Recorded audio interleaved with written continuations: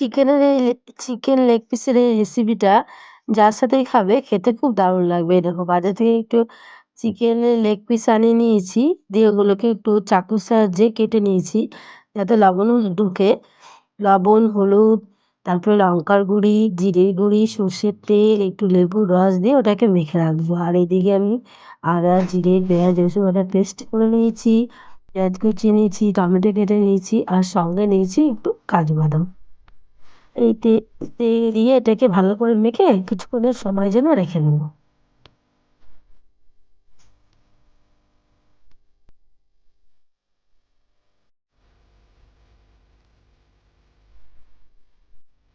তারপর কড়াইতে তেল দিয়ে আমি কুচানো পেঁয়াজগুলো দিয়ে দেবো। পেঁয়াজগুলো একটু হালকা লাল লাল হবে, তখন আমি এর মধ্যে সেই মেখে রাখা পিসগুলো দিয়ে দেবো।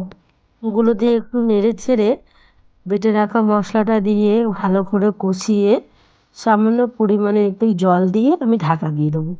এটা একটু কম আঁচে ঢাকা দিয়ে দিয়েই করতে হবে, যাতে জিনিসটা ভালো করে সেদ্ধ হয়।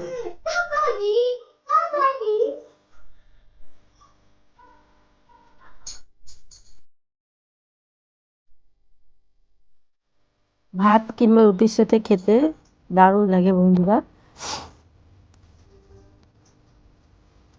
যদি আমার ভিডিওটা ভালো লাগে অবশ্যই একটা লাইক কমেন্ট করো আর চ্যানেলটাকে সাবস্ক্রাইব করে দিও।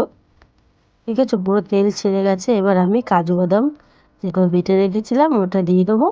দিয়ে ওই বাটি ধুয়ে সামান্য একটু জল দিয়ে আবার ঢাকা দিয়ে দেবো।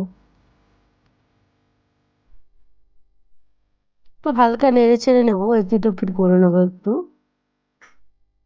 নেড়ে ছেড়ে নেবো।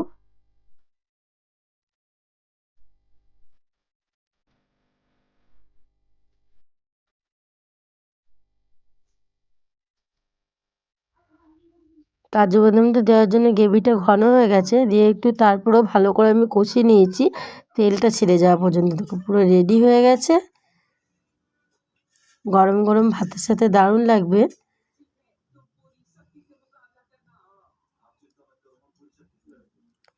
তোমরাও বাড়িতে এইভাবে ট্রাই করতে পারো।